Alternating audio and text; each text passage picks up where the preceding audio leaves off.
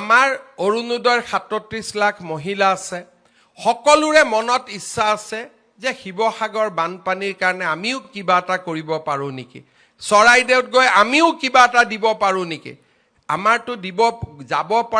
পৰা আমাৰ সম্বল নাই কিন্তু আজি আপোনালোকৰ পৰা মই এই 150 টকা নাকাটাকৈ মই শিৱসাগৰ চৰাইদেউত ২৫০০ টকা দিব পাৰিলোহেঁতেন কিন্তু এই 150 টকা মই কিয় কাটিলো আজিৰ পৰা আপোনালোকেও গৌৰৱেৰে সৈতে ক'ব পাৰিব যে শিৱসাগৰ চৰাইদেউৰ বানপানীৰ কাৰণে আমিও কিবা এটা অন্তত আগবঢ়ালো আগতে মনত থাকে সবেই দি আছে আমিতো একোৱে কৰিব পৰা নাই আজি চৰকাৰে আপোনালোকক এটা সুবিধা কৰি দিলে যে এই 150 টকা আপোনালোকৰ টকা আজি আপোনালোকে কাক দিলে শিৱসাগৰ চৰাইদেউ যোৰহাট গোলাঘাটত বান আক্ৰান্ত ৰাইজক আপোনালোকে আগবঢ়ালে এটো মই দিয়া নহয় আমাৰ অৰুণোদয়ৰ ৩৭ লাখ মহিলাই আপোনালোকক দিয়া পুঁজিৰ পৰা আপোনালোকে 150 টকা আজি আমাৰ আই মাতৃসকলক কাক দিলে শিৱসাগৰ চৰাইদেউ যোৰহাট গোলাঘাটত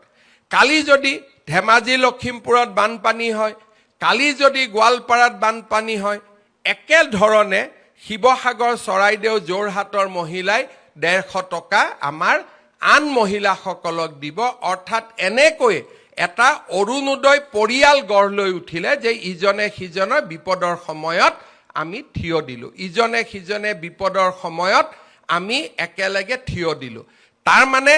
আজি অৰুণোদয় অকল আঁচনিয়ে নহয় অৰুণোদয় আজি এটা ডাঙৰ মানৱতাৰো বাৰ্তা দিলে মুক্ত বহুত মহিলাই কৈ আছিলে যে মামা আমাৰ গোটেই টকাটো এই মাহত দি দিয়ক সেপ্টেম্বৰৰ পৰা আপুনি অৰুণোদয় দিলেও হ'ব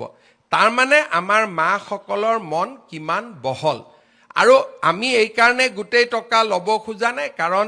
এই মুহূৰ্তত এনেকুৱা নহয় যে আমি বান সাহায্যক দিব নোৱাৰিম বা আমি অৰুণোদয় হিতাধিকাৰীসকলক বা আই মাতৃসকলক সহায় কৰিব নোৱাৰিম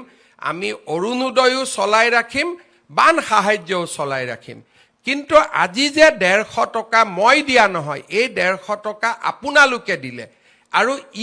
আপোনালোকৰ মনটোত আজিৰ পৰা এটা ডাঙৰ শান্তি আনি দিলে যে ময়ো বানপানীত সহায় কৰিছো ময়ো বানাক্ৰান্ত ৰাইজক কিবা নহয় কিবা এটা ময়ো দিব পাৰিছো আজি মই পুনৰ এবাৰ আমাৰ শিৱসাগৰ চৰাইদেউ যোৰহাট গোলাঘাটৰ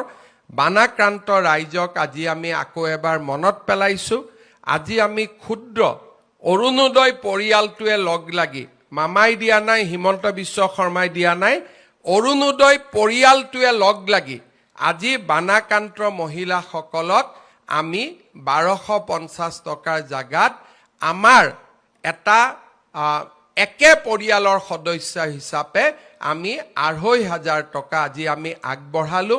আপোনালোকে এই টকাটো গ্ৰহণ কৰিব আৰু বিপদৰ সময়ত নিশ্চিতভাৱে এই পুঁজিটোৱে আপোনালোকক সহায় কৰিব